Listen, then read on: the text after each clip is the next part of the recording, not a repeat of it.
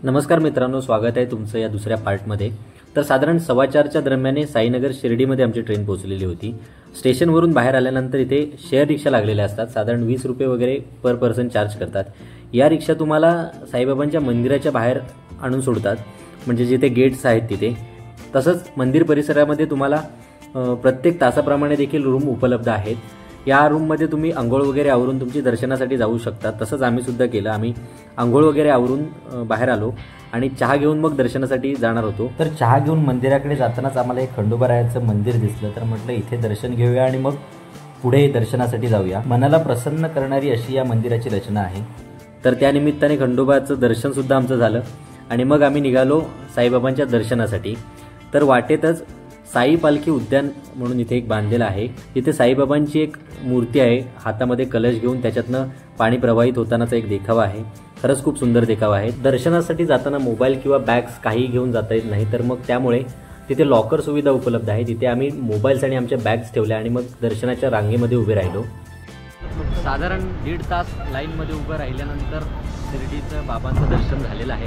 तर मग बाबांचं दर्शन झाल्यानंतर आम्ही तिथून निघालो छत्रपती संभाजीनगरला, म्हणजेच औरंगाबादला। शिर्डीवरून छत्रपती संभाजीनगरला जाण्यासाठी ट्रॅव्हल्सच्या गाड्या सुद्धा उपलब्ध आहेत। तुम्ही तिथे तुमच्या ग्रुपप्रमाणे गाड्या बुक करू शकता किंवा मग सीट्स करून सुद्धा तुम्ही गाड्या बुक करू शकता। आम्ही 6 जण होतो, तर आम्ही इर्टिगा गाडी बुक केली, जी आम्हाला मिळाली 3,500 ते 4,000 मध्ये। तर संभाजीनगरमध्ये पहिलं ठिकाण आम्ही करणार होतो बीबी का मकबरा। तर ते ठिकाण शिर्डीपासून साधारण 110 किलोमीटरवर आहे आणि सकाळी आम्ही फक्त चहा घेऊन दर्शनासाठी लाईनमध्ये उभे राहिलो होतो। तर म्हटलं आधी एवढं लांब अंतर जाण्यापूर्वी म्हटलं काहीतरी खाऊन घेऊया, म्हणून इथे साई माया म्हणून हॉटेल आहे। खूप छान हॉटेल आहे, प्युअर व्हेज हॉटेल आहे। तिथे आम्ही नाश्ता करण्यासाठी गेलो। कसं होतं ना, काय वेळेला आपण काहीतरी वेगळं खाण्याचा प्रयत्न करतो, पण आपल्यासोबत असलेले हे असे काय असतात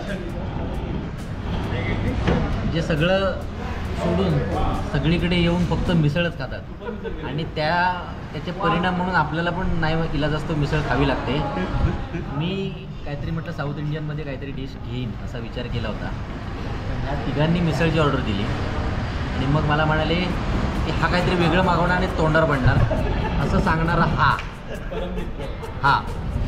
आता एवढं बोलल्यावर विषयाची परीक्षा घेणार कोण, म्हणून नाईलाज असतो मिसळ मागवायला लागली। त्याच्यामुळे मिसळ आलेली आहे पुण्यात, वेगळी स्टाईल, आंघोळीसाठी बादली पण आहे आलेली आहे। म्हटलं जास्त वेळ जवळण्यात अर्थ नाही आहे, पेट पूजा पहिली झाली पाहिजे। नाश्ता आवरला आणि मग आम्ही आमच्या पुढच्या प्रवासासाठी निघालो। तर मित्रांनो, ही व्हिडिओ स्किप न करता बघा, कारण यामध्ये जी आपण ठिकाण फिरणार आहोत त्याबद्दलची माहिती सुद्धा आपल्याला यामध्ये मिळणार आहे। अंतर जरी 110 किलोमीटर असलं तरी इथल्या रोडची कंडिशन खरंच खूप चांगली आहे, त्यामुळे हे अंतर पटकन पार होतं। साधारण 2 ते 2.5 तासामध्ये आम्ही बीबी का मकबरा या ठिकाणी पोहोचलो होतो। या ठिकाणी आत जाण्यापूर्वी तिकीट काढावं लागतं। साधारणतः 25 रुपये तिकिटाचा दर आहे आणि फॉरेनरसाठी साधारण 300 रुपये दर आहे। तसंच तिकीट काउंटरच्या समोर हा नकाशा देखील आहे, ज्यामुळे या ठिकाणाची आपल्याला माहिती मिळते। इथलं ऑनलाईन तिकीट सुद्धा तुम्ही काढू शकता। तिकीट काउंटरच्या इथून बाहेर आल्यानंतर आणि मुख्य प्रवेशद्वाराच्या बाहेर हा माहिती फलक देखील लावलेला आहे, जो तिन्ही भाषांमध्ये उपलब्ध आहे, मराठी, हिंदी आणि इंग्रजी। मकबरा वास्तुशास्त्रीय दृष्ट्या आग्र्याच्या प्रसिद्ध ताजमहाल सारखा असल्याने तो दख्खनचा ताज म्हणून देखील ओळखला जातो। तसंच या वास्तूचे निर्माण साधारण 1651 ते 61 या दरम्यान झाल्याचा उल्लेख या ठिकाणी आढळतो। आपण काढलेले तिकीट या ठिकाणी चेक केले जाते आणि मग आपल्याला आत प्रवेश मिळतो। बीबी का मकबरा हा मुघल सम्राट औरंगजेबाची पत्नी रबिया उल दुर्रानी उर्फ दिलरास बानो हिची सुंदर समाधी आहे आणि हा मकबरा राजकुमार आझम शहाने आपल्या आईच्या स्मरणार्थ बांधलेला आहे।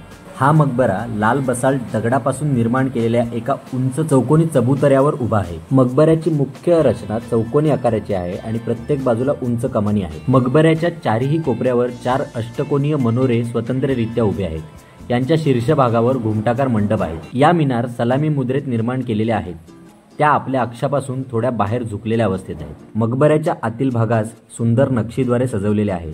तसेच प्रवेशद्वाराशिवाय अन्य तिन्हीकडील भिंतींनाही संगमरवरीच्या जाळीदार खिडक्या लावलेल्या आहेत आणि मधोमध बेगम रबियाची कबर सुद्धा आहे।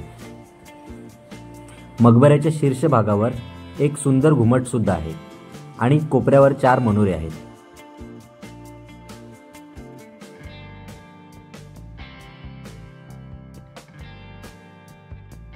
मकबरा फिरून झाल्यानंतर आम्ही निघालो श्री भद्रा मारुती मंदिराकडे, जे की मकबऱ्यापासून साधारण 27 किलोमीटर अंतरावर आहे। या वाटेने जाताना दौलताबादचा किल्ला म्हणजे देवगिरी किल्लाही आपल्याला दिसतो। दुपारच्या जेवणाची पण वेळ झाली होती, म्हणून मग आम्ही जेवून घेतलं आणि मग पुढे मंदिराकडे जायला निघालो.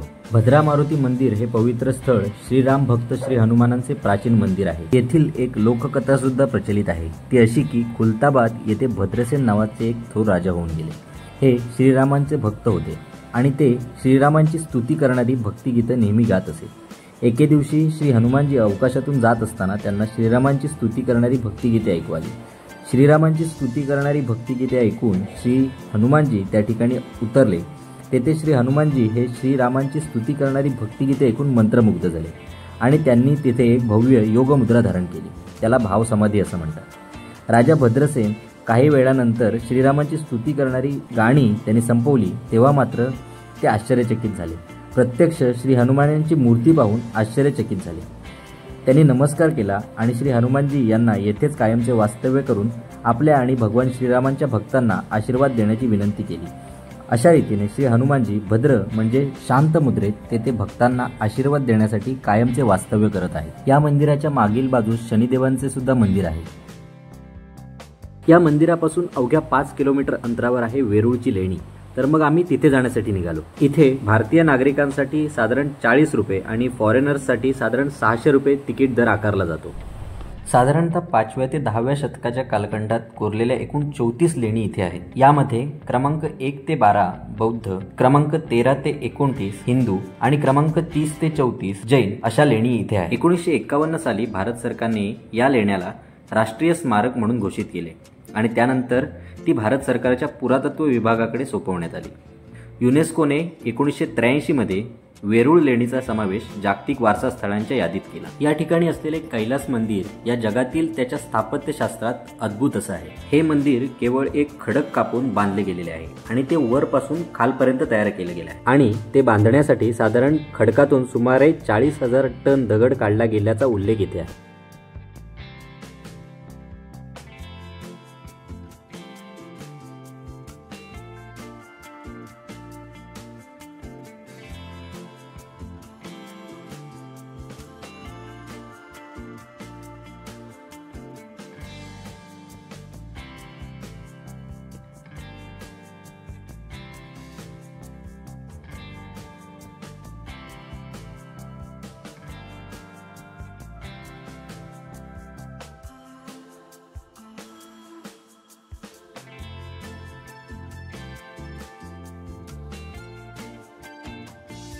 यानंतर आम्ही पोचलो लेण्यांपासून अवघ्या 5 मिनिटांच्या अंतरावर असलेल्या घृष्णेश्वर मंदिराच्या इथे. हे मंदिर 12 ज्योतिर्लिंगांपैकी एक म्हणून प्रसिद्ध आहे आणि याचा उल्लेख शिवपुराण, स्कंदपुराण, रामायण आणि महाभारतात देखील आढळतो. या मंदिरामध्ये दर्शनासाठी जाताना मोबाईल किंवा कॅमेरा घेऊन जाण्याची परवानगी नाही, त्यामुळे आतमध्ये फोटो किंवा व्हिडिओ आम्हाला घेता आला नाही. छत्रपती संभाजीनगरमध्ये फिरून झाल्यानंतर मग आम्ही परत शिर्डीच्या वाटेला निघालो, कारण आम्ही शिर्डीमध्येच मुक्काम करणार होतो. तर जाताना आम्ही समृद्धी महामार्गाने शिर्डीमध्ये गेलो. त्या महामार्गाची छोटीशी झलक या व्हिडिओमध्ये आपण पाहूया.